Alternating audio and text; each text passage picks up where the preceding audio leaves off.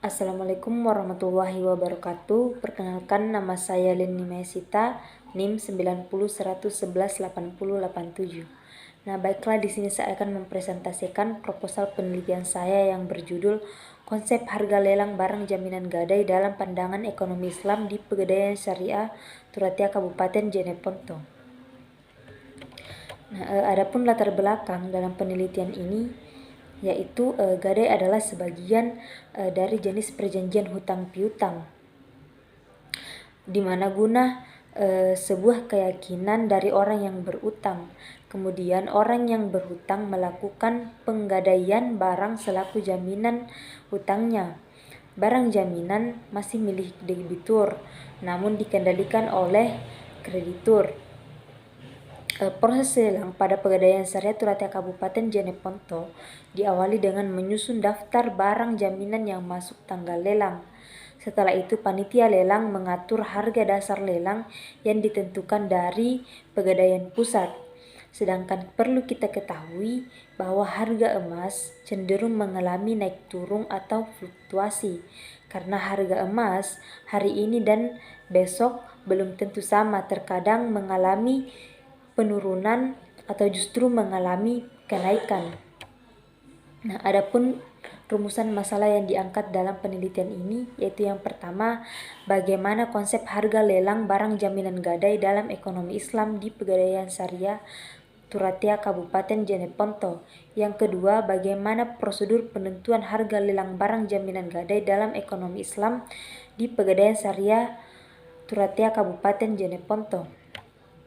Nah, adapun manfaat penelitian, yang pertama untuk peneliti diinginkan bisa memperkaya wawasan mengenai konsep harga lelang barang jaminan gadai dalam ekonomi Islam.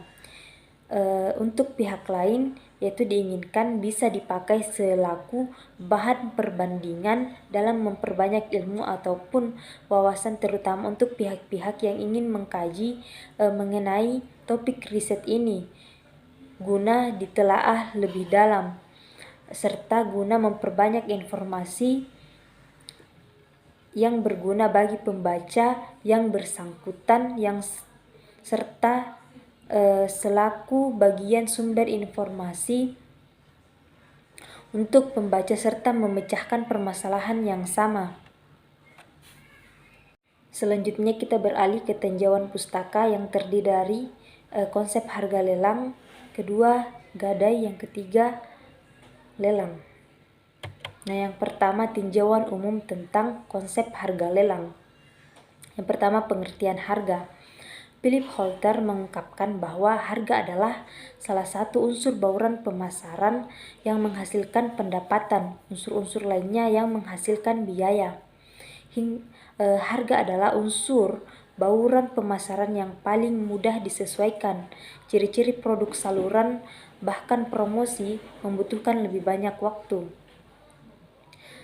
Selanjutnya, teori harga. Teori harga merupakan teori ekonomi yang menjelaskan mengenai perilaku harga ataupun jasa.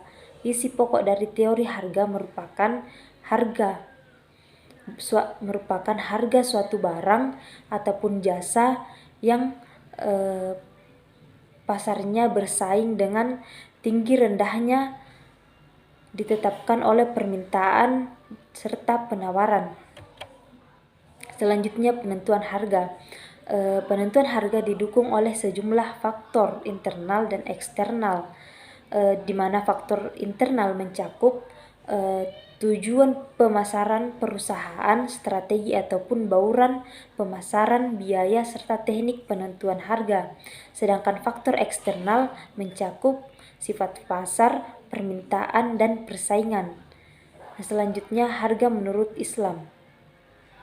Menurut konsep Islam, prinsip terpenting harga ditetapkan oleh kestabilan permintaan serta penawaran, di mana hal ini timbul jika antara penjual serta pembeli menerima satu sama lain. Hal ini ditetapkan oleh penjual serta pembeli pun menjaga barang itu sendiri. Selanjutnya, tinjauan umum tentang gadai. Yang pertama, pengertian gadai.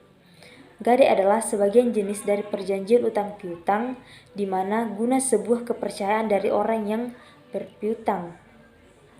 Berarti orang yang berpiutang menggadaikan barangnya selaku jaminan atas utangnya itu.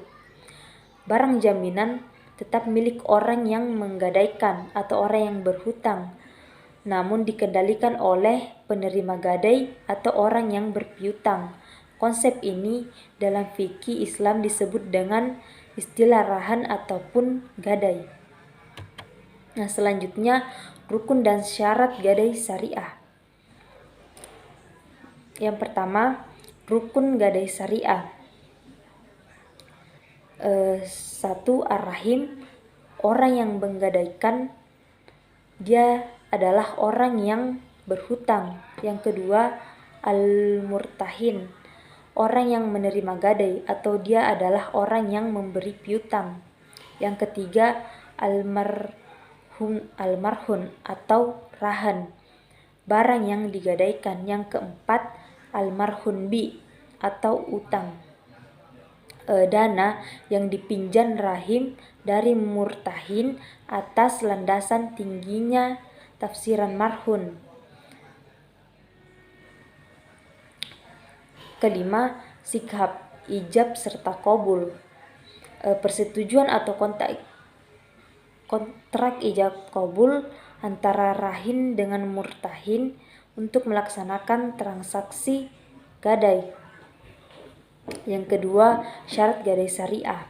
Yang pertama, syarat-syarat yang perlu dicukupi oleh dua orang yang berakad. Yang kedua, syarat untuk barang jaminan. Yang ketiga, syarat pada sikat atau lafaz. Yang keempat, syarat marhum bi. Nah, selanjutnya tinjauan umum tentang lelang. Yang pertama, pengertian lelang. Lelang merupakan penjualan barang secara terbuka di depan umum dengan cara penawaran makin naik yang dipimpin oleh juru lelang. Kedua, dasar hukum lelang.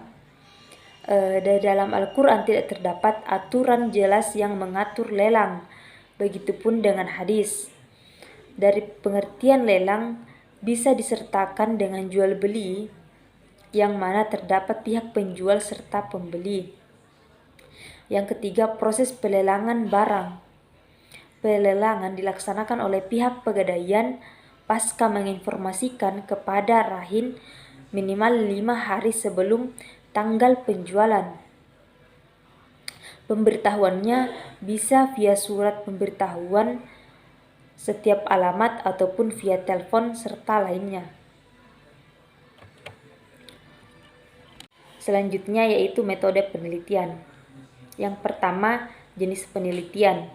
Penelitian yang digunakan adalah penelitian lapangan. Yang kedua, lokasi penelitian. Penelitian akan dilaksanakan di Pegadaian Syariah Turatea Kabupaten Jeneponto. Nah, adapun sumber dan jenis data. Yang pertama, data primer. Data primer diperoleh langsung oleh peneliti dari sumber utamanya. Proses penghimpunan data dilaksanakan secara langsung melalui tanya jawab di lokasi yang diteliti, yaitu mengenai konsep harga lelang di Pegadaian Syariah Turatea Kabupaten Jeneponto melalui pegawai di Pegadaian Syariah Turatea Kabupaten Jeneponto. Yang kedua, data sekunder. Data yang diperoleh peneliti dari kumpulan tulisan-tulisan dan buku-buku yang berhubungan dengan pokok permasalahan yang diteliti. Yang ketiga, jenis data. Pada riset ini, peneliti memakai jenis data deskriptif kualitatif yang merupakan data yang bersifat menjelaskan berbentuk penjabaran serta pengertian yang mengilustrasikan kondisi, proses, ataupun peristiwa tertentu. Pada riset ini diperoleh lewat observasi serta wawancara terhadap pihak Pegadaian Syariah Turatea Kabupaten Jeneponto. Nah, selanjutnya teknik pengumpulan data yang digunakan. Yang pertama, wawancara. Wawancara merupakan metode untuk menghimpun data yang sesuai informasi yang diperoleh lewat wawancara dengan karyawan Pegadaian Syariah Turatea Kabupaten Jeneponto. Yang kedua, dokumentasi. Dokumentasi merupakan metode untuk menghimpun data lewat tinjauan pustaka, teori, dalil ataupun hukum-hukum serta lainnya yang berkaitan dengan masalah penelitian.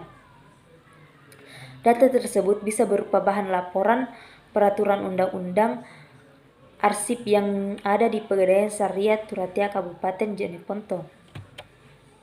Selanjutnya, teknik analisis data. Metode ini dimulai dengan cara mengumpulkan data dari Pegadaian Syariah Turatea Kabupaten Jeneponto, menulis serta mengelompokkan sifat serta objek yang ditelaah, serta lalu dihimpun dengan teori pendukung yang didapat dari buku penunjang yang disusun oleh para ahli yang berkaitan dengan permasalahan yang ada pada riset ini. Baiklah, itulah tadi pemaparan proposal penelitian saya. Lebih dan kurangnya mohon dimaafkan. Assalamualaikum warahmatullahi wabarakatuh.